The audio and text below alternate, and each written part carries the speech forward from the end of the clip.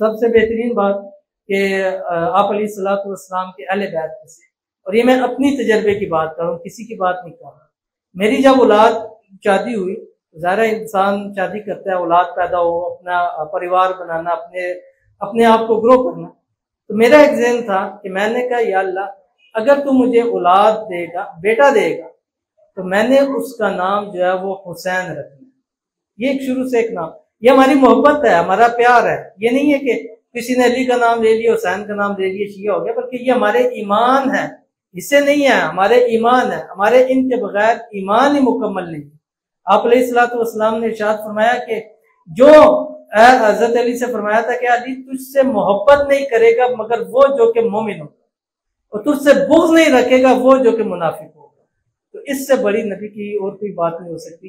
اور اہل بیت سے متعلق ہے کہ جو ان سے محبت کرتا ہے اللہ تعالیٰ اس کی محبت ان کو ضرور نصیب فرماتے ہیں، اور اس کی زندگی آخرت دونوں سنور جاتی ہے۔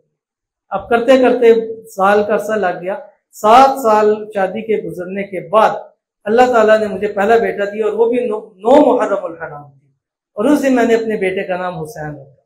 اور جب میں نے اپنے بیٹے کا نام حسین رکھا تو کئی لوگوں نے مجھے کہا کہ آپ ایسا کریں کہ حسنین رکھ لیں، ٹھیک ہے، دونوں ہو جائیں گے، حسن اور حسین کے ملا کے حسنین رکھ دیا جاتا ہے۔ تو میں نے کہا جس اللہ نے حسین دیا ہے وہ اللہ حسن بھی دے دے گا۔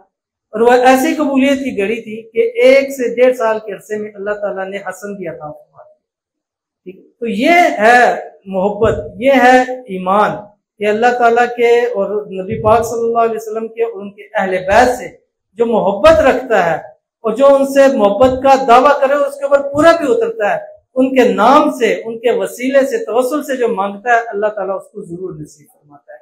یہ صرف یہ نہیں ہے کہ کہنے سے یہ ہو جاتا ہے، بلکہ وہ ہمارے تھے، ہمارے ہیں اور ہمارے ہی رہیں گے۔ اور کل قیامت کے دن فرمایا کہ جنت میں جب جائیں گے تو جنت کے سردار کون ہوں گے؟ حضرت حسن اور حضرت حسین علیہ السلام۔